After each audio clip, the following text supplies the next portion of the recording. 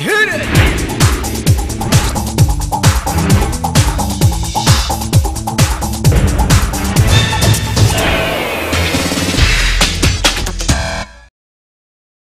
आज ईटीवी की खास मुलाकात में मिलेंगे सोनम कपूर और फवाद खान से। सोनम और फवाद दोनों का स्वागत है दिल्ली में। Thank you. Fawad Bollywood debut से पहले ही इतनी पॉपुलैरिटी हो गई है इनकी। So good catch for you also. Unexpected catch. तो पहले तो ये बताइए कि ये नो आपकी जो जर्नी है, प्रेशर है, नर्वसनेस है, एक्साइटमेंट है? ऑनेस्टली जैसे कि आप मुझे जानते हैं पिछले 7 साल से, आपको पता है कि मैं ज़्यादा नर्वस होती नहीं हूँ। थोड़ी मतलब एक हफ्ते रिलीज़ के पहले थोड़ी हो जाती हूँ, बट एज सून एज वो फिनिश लाइन आता है तब तक मैं एकदम काम हो जाती हूँ और मैं फ्यूचर के बारे में सोचने लग जाती हूँ, क्योंकि हमारा काम तो ख़त्म हो गया है। हमने बहुत मेहनत की, हमें बहुत मज़ा आया फिल्म बनाने के वक्त, and I think in a lot of ways the journey is over now almost. तो इट्स लाइक कामनेस। फवाद, आपकी थोड़ी अगर कहानी जाने, आपके बारे में बहुत आजकल बहुत चर्चा में है। मैं तो मैग्नेट खान आपको बोलने लग गया हूँ। सारी जो लेडीज हैं, you're like a lady magnet in India on social media, even people who meet us, the ladies are really going like Fawad Khan is really drooling over you. तो मेरे को थोड़ा सा बताएं कि आप कहाँ से पाकिस्तान से आप आते हैं, सुनने में आप पहले विदेश में पढ़े हुए हैं। थोड़ा अपनी स्टोरी के बारे में बताएं, कहाँ से शुरुआत करी? शुरुआत तो कुछ ऐसी थी, मतलब पहले 12 साल तक बैरून मुल्क फॉरेन लैंड्स फिरते इसलिए रहे ज़्यादा बिकॉज मेरे वालिद साहब की जो जॉब थी उसकी नौयत इस किस्म की थी कि उसमें काफ़ी ज़्यादा स्टेशंस बदलने पड़ते थे। तो उसकी वजह से बचपन में बहुत ट्रैवलिंग हुई। फिर उसके बाद मैं 12 साल की उम्र में मैं पाकिस्तान वापस गया, सेटल डाउन इन लाहौर। और वही आई गेस थोड़ा सा एक एवरेज था बचपन। The only thing that stuck out in it all was me myself amongst the people that I was in, क्योंकि हमारे यहाँ एक फ्रेज यूज़ किया जाता था, इसको बर्गर बच्चा कहते हैं। तो मैं बर्गर बच्चा था। श्रीलंका में भी बर्गर बच्चा कहते हैं। बर्गर, हाँ। तो बर्गर बच्चा या मम्मी डैडी। तो वक्त गुजरा, दोस्त बने और अच्छा वक्त गुजरा। बड़े होते होते फिर आई थिंक 20 साल की उम्र में था when I 20 साल की उम्र पे आई थिंक मैंने उस वक्त पहला अपना जो है टेलीविज़न का काम शुरू किया, और एक इंतहाई जिसको ओवर द टॉप कहते हैं उस तरह का एक सिटकॉम था, वो किया। एक मेटल बैंड चलाया, it was a very unlikely mix. College चलाया साथ में, लेकिन कॉलेज से ग्रेजुएट करने के बाद आई थिंक मैंने कुछ 2 से 3 मरतबा जो है इंडस्ट्री छोड़ी और वापस आया। और इवेंचुअली आई गेस फिर आई देन लैंडेड इनटू टेलीविज़न। एक फिल्म भी की थी 2008 में खुदा के लिए, एंड उसके बाद फिर ज़्यादातर टीवी का सफ़र रहा, and now I am here. जी। अच्छा, अगर बात करें अब सोनम आपकी थोड़ी सी, आपने कल प्रेस कॉन्फ्रेंस में बोला कि everyone thinks I am an idiot. ये कहाँ से बात आई है? Press conference everybody thinks I am an idiot. और मैं थोड़ा हैरान हुआ कि काफ़ी बार आप ऐसी चीज़ें बोल जाती हैं जो आपको खुद को नहीं पता होता कि आप क्या बोल जाती हैं। जैसे कि आप कॉफ़ी विद करण में गई, बिल्कुल कुछ ऐसा रेज हो गया ट्विटर पे, सोनम इज डम और पता नहीं क्या बोला, व्हाट आई मीन, बहुत फेमस हो गया। आपने मेरे साथ उससे पहले एक इंटरव्यू किया था जो कि कम दर्शकों ने देखा, लेकिन जितनों ने देखा उनका बिल्कुल परसेप्शन अलग था। उसमें यू स्पोक अबाउट कि how you were comfortable with your looks, you go on coffee with Karan, then you say कि अरे जो लड़कियां खूबसूरत नहीं है उनको अवार्ड दे दिए जाते हैं। These are very contradicting statements from you. So कभी आप और फिर आप हिंदुस्तान टाइम्स में बोलते हैं कि I don't give a beep to what people say. ये थोड़ा सा जो रेस्टलेस और रेकलेस एटीट्यूड है, ये कहाँ से आ रहा है? Is it something that is driving you from the media और from the pressure of the industry? ये क्या हो रहा है? ये डबल जो दोनों तरफ के जो आपके स्टेटमेंट्स आते हैं, ये मैं बहुत हैरान होता हूँ पर्सनली, इसलिए मैं आपसे पूछ रहा हूँ। God, I think मैं actually फवाद से ये कह रही थी कि I don't think I belong in this era, in the time of making politically correct statements and saying कि यार जो correct है, जो सही है वो बोलना चाहिए। मैं बोर हो जाती हूँ बहुत आसानी से, तो for entertainment I do a lot of things. Entertainment के लिए, हाँ। लेकिन आपको लगता है कि सीरियसली ले लिया जाता है? एंटरटेनमेंट के लिए कुछ भी। आपको अच्छा लगता है कि सीरियसली ले लिया जाता है बहुत कुछ? आपको इफेक्ट नहीं करता है? You are fine with it? What do you think? I really don't know. I don't know. I am confused. No, मैं आपको People who know me, जो मुझे बहुत अच्छी तरह से जानते हैं, a lot of them in the media actually, मैं उनको बहुत रिस्पेक्ट देती हूँ और उनको मैं उनके लिए मैं सेंसिबल इंटेलिजेंट इंटरव्यूज़ दे देती हूँ, और जिनके साथ जो मेरे साथ मजाक उड़ाते हैं मैं भी उनके साथ मजाक उड़ाती हूँ. So it's like that. It's like that.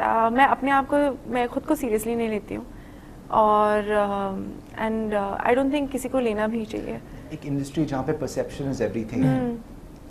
मेरा काम तो अब तक चल रहा है. सही है.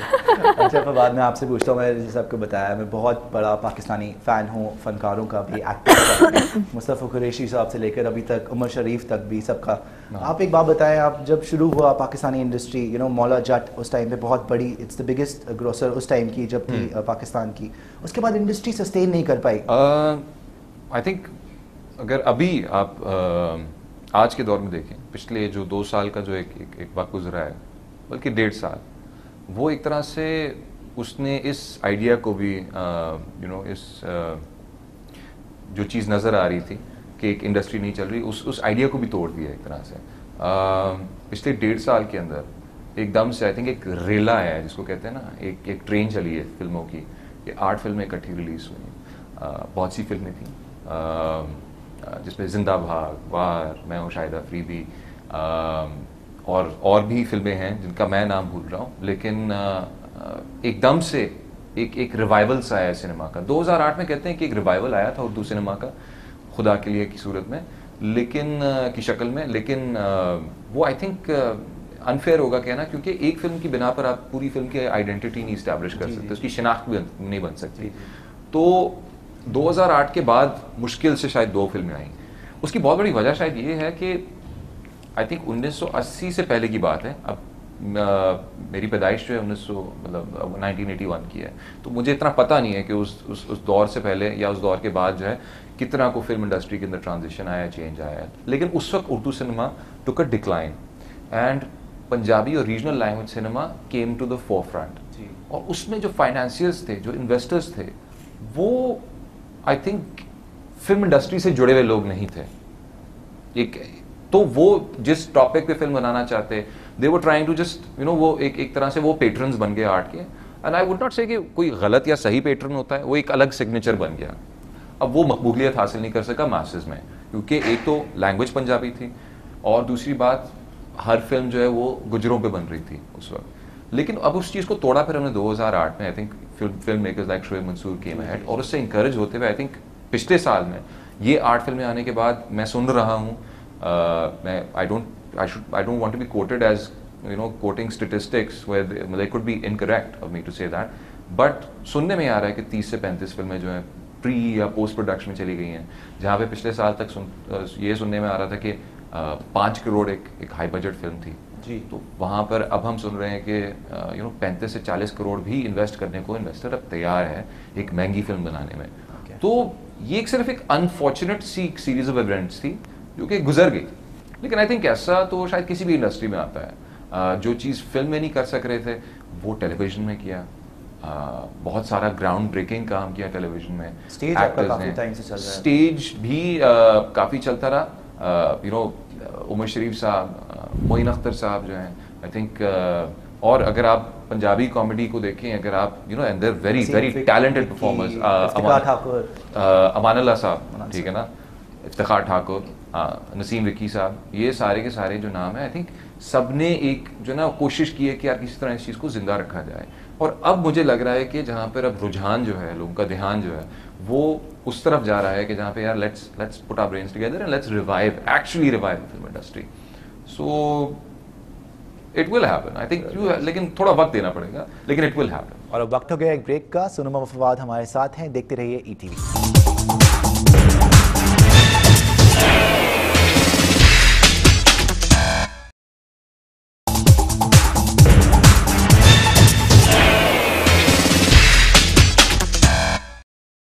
मैंने काफ़ी एक्टर्स देखे, अली ज़फ़र से लेकर जितने भी पाकिस्तानी एक्टर्स आए, बहुत प्यार मिला इधर और बहुत अच्छी तरह काम भी कर रहे हैं. जब भी पाकिस्तान लेकिन वापस जाते हैं आपके मेन स्ट्रीम चैनल्स पे हमेशा ऑलमोस्ट वो बैठे होते हैं, उनसे जवाब लिया जाता है ऑलमोस्ट कि आपकी रिस्पॉन्सिबिलिटी, इंडियन कल्चर यहाँ पर आ रहा है उसके बारे में बताएं। थोड़ा इंडियन कल्चर आ रहा है, मैंने अली ज़फ़र को देखा, मैंने काफ़ी एक्टर्स को देखा जो वहाँ पे डिबेट्स ये होते हैं, उसकी बात नहीं है, डिबेट्स की बात नहीं है, media is doing what it wants to do, but coming from Pakistan to India, you know, पहले ही इंडस्ट्री में, और सोनम को पता है कितना मुश्किल है इस इंडस्ट्री में एक फिल्म करना किसी के लिए भी। You are probably now gonna be the highest paid Pakistani actor ever to work in Bollywood, if you continue to work in Bollywood, given the kind of fan following that you've already achieved. आपको लगता है कि you know culturally कोई difference है, जैसे कि बात होती है कि कोई सफाई पेश करने की जरूरत है? I think everybody should be really proud of you. सफाई इतनी बड़ी, मैं तो पहले एक्चुअली मैं और सच बात ये है, शायद ये मेरी I think this is my ignorance, और I would consider it more as a bless कि मैं अपने आप को डिस्टेंस रखता हूँ इस तरह की चीज़ों से। मेरा इस तरह की डिबेट्स में कोई एक तो मेरा इन चीज़ों से कोई ताल्लुक नहीं है, और अगर आप मुझसे कोई सवाल पूछ रहे हैं, जिस तरह मैं कहता हूँ कि आपने कहा कि एक सवाल पूछा गया कि जी आप इंडियन कल्चर इंपोर्ट कर रहे हैं, जी, वो क्या है, मुझे उसकी ज़रा आप थोड़ी सी डिटेल्स समझाएं कि वो what exactly is it that हम जिसको हम कहते हैं इंडियन कल्चर हम डिफाइन कर रहे हैं। देखिए नाच गाना वहाँ पे भी होता है, जी जी, ठीक है ना, ये जो रिवायतें हैं, ये जो ट्रेडिशंस हैं, अगर आप शादियों पे भी कर रहे हैं, अगर आप उसको चीज़ को उठा के फिल्मों ले आएंगे तो इसको हम इंडियन कल्चर तो नहीं कह सकते ना।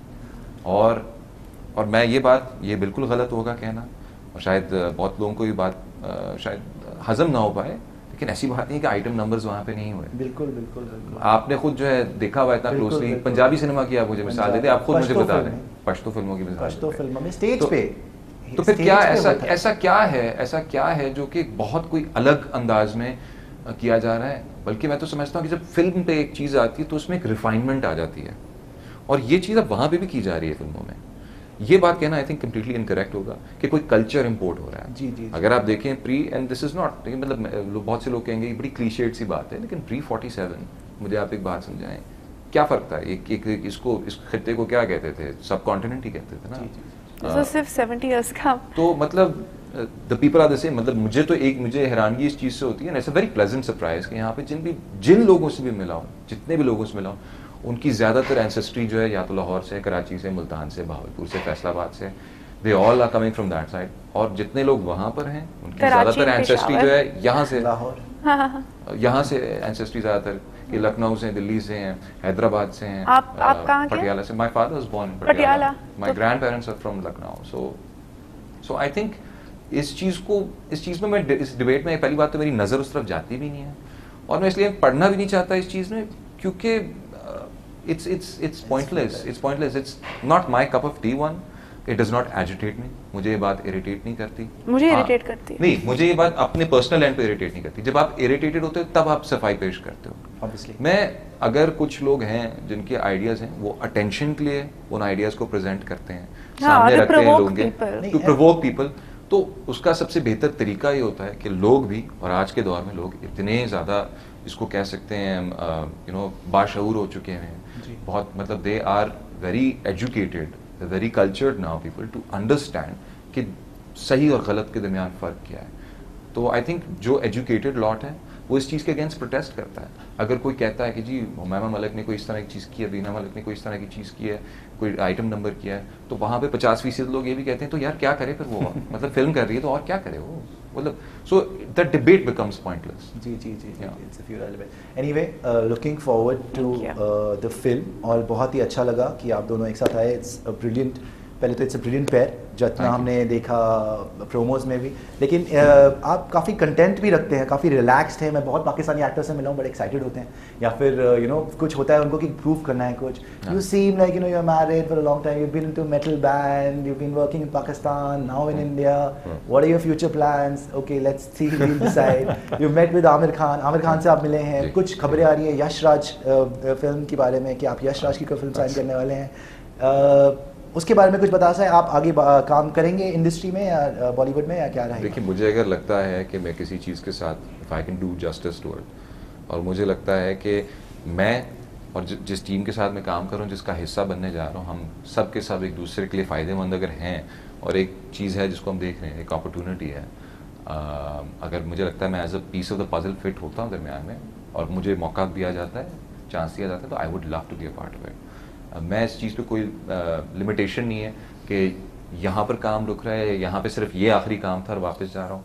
I think it will constantly this journey will continue there, here, and I wish in other parts of the world as well. जहाँ तक content होने की बात है, I'm content because मेरे लिए ये पिछले You look very relaxed. Relaxed. Okay.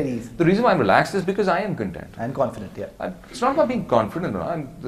It's more about being content with what's past. You know, मतलब पिछले 12 महीने मेरे लिए हमेशा the process of making something, अगर वो enjoyable बन जाता है ना, तो मुझे लगता है मेरा 50% या कम से कम 70% काम पूरा हो चुका है. एंड मुझे आगे फिक्र करने की इसलिए जरूरत है क्योंकि मैंने इतना अच्छा वक्त गुजारा है कि what more do you want to treasure in life than a memory? And it's a wonderful memory.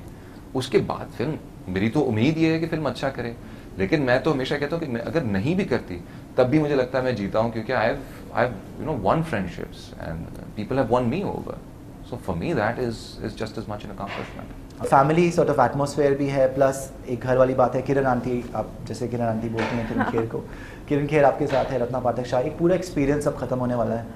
When you leave a film तो ऐसा लगता है कि अंग अपना छूट गया है क्योंकि एक्टर्स मूव ऑन, तो एक रिलेशनशिप वो रह जाता है जिन लोगों के साथ 12 महीने से रहते हैं. तो उस एक्सपीरियंस के बारे में बताएं. जी, फर्स्ट ऑफ ऑल ये डिज्नी की भी पहली फिल्म है, तो देयर इज़ अ रिस्पॉन्सिबिलिटी कि we deliver what Disney value stand for, number 1. Number 2, I think ये मैं 7 साल से कर रही हूँ, मैंने 10 फिल्में की हैं, and it just gets tougher with every film to let go, you know, specially अगर एक्सपीरियंस इतना अच्छा हो. और it has been wonderful, it's been amazing. Director Shashank Ghosh के साथ मेरी बहन थी हर रोज़ सेट पे. मेरे डैड एक्चुअली उनका नाम लगा है, वो प्रोड्यूसर भी है, पर ये मेरी बहन की फिल्म है, she is the producer of the film. तो honestly it's I can't wait for the next one with Riya, honestly, because she is truly my partner in everything. तो उनके साथ काम करने में हम झगड़ा बहुत करते हैं, पर इवेंचुअली जो आता है वो whatever product we bring out, whether it's her styling me for something, या एक टेलीविजन कंपनी खोलना, या एक सोशल प्रोडक्शन कंपनी खोलना, या एक फिल्म प्रोडक्शन कंपनी खोलना और प्रोजेक्ट्स बनाना, we always succeed in whatever we do because हम बहुत पैशनेटली करते हैं और हम बहुत दिल लगा के करते हैं. So I think in a lot of ways I wanted to do well for my sister more than anything else. Okay. I think आप अभी तक तो कामयाब ही लग रही है कि पिक्चर कामयाब होगी. बहुत बहुत शुभकामनाएं. बहुत मुश्किल होता है पिक्चर कंप्लीट करने का. And all the best for the film. Thank you. Hope it does really well. Thank you. Thank you. Crossing fingers.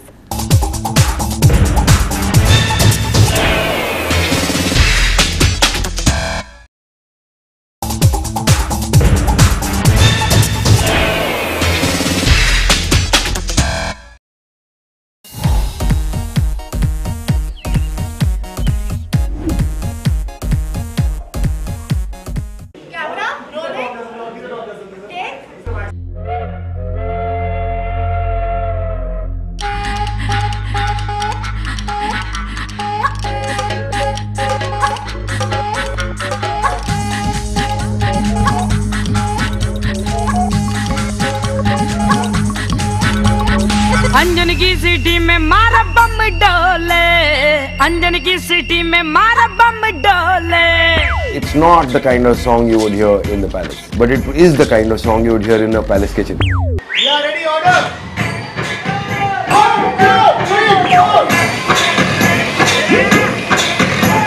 I think it's a kind of an item number, but an item number my way. मारा बम डोले. Injan Ki City was basically an old song that I'd heard in the early 80s as a folk song, and and that just popped into my head. थोड़ा थोड़ा रे driver चल मत होले.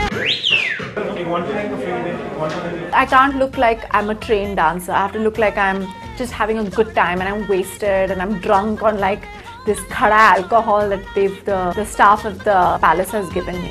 थोड़ा और बता ले ड्राइवर चल मत होले होले.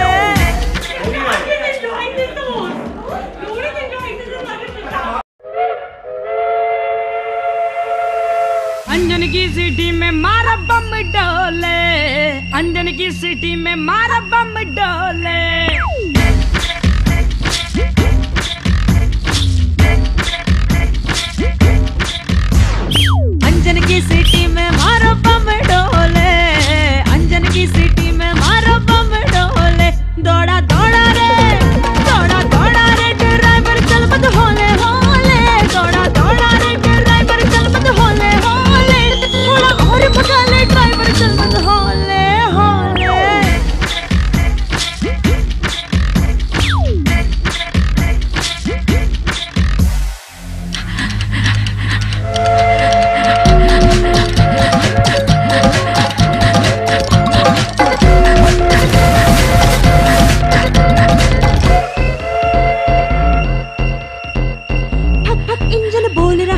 भक भक इंजन बोल रहा है, पटरी थर थर कांपे।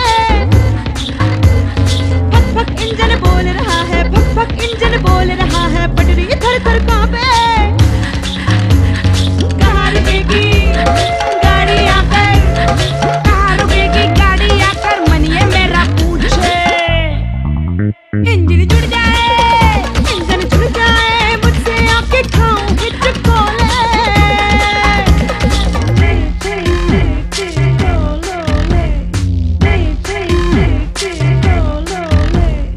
अंजन की सीटी में मारो बम डोले, अंजन की सीटी में मारो बम डोले। दौड़ा दौड़ा रे, चल मत होले होले।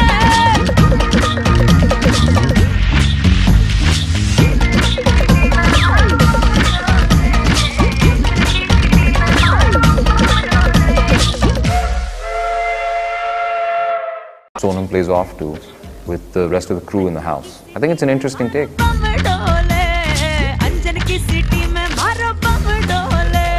इतनी amazing energy, माशाल्लाह, इतनी amazing energy कि I'm so proud of her. 1, 2, 3. इधर energy full आ गए, मतलब धमाल हो रहा है।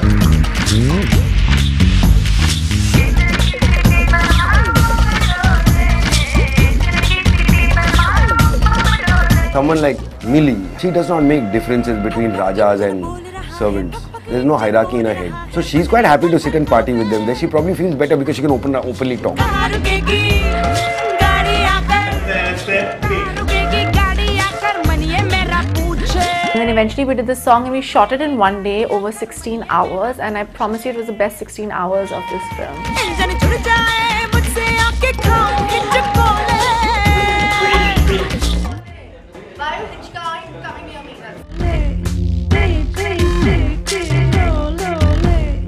It's like अंजन की सीटी में मारो बम डोले।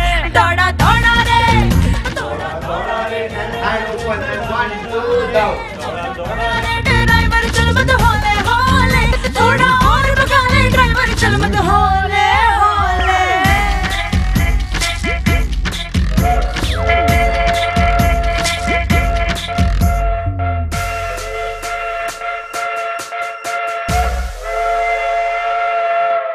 I'm f***ing dead, guys.